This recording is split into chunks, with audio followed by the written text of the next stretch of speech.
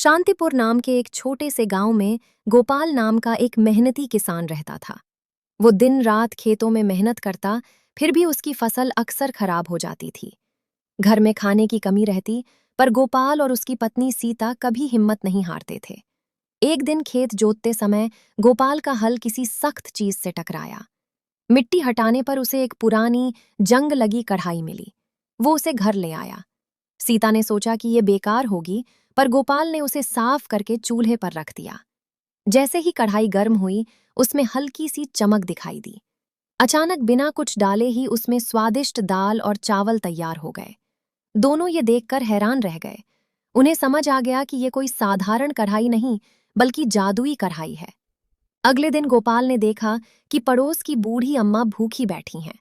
उसने उन्हें अपने घर बुलाया और जादुई कढ़ाई से खाना बनाकर खिलाया। धीरे धीरे पूरे गांव को इस कढ़ाई के बारे में पता चल गया। जो भी भूखा होता, गोपाल उसे प्रेम से भोजन कराता। गांव में अब कोई भूखा नहीं सोता था। कुछ समय बाद गोपाल के मन में लालच आ गया।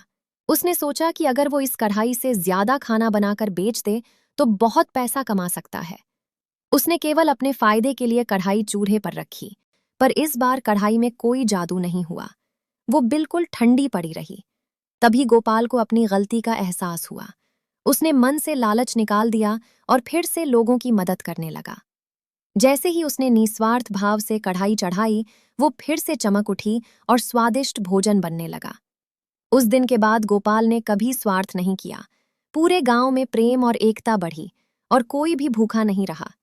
शिक्षा: सच्चा जादू वस्तुओं में नहीं, बल्कि अच्छे इरादों और निस्वार्थ सेवा में होता है।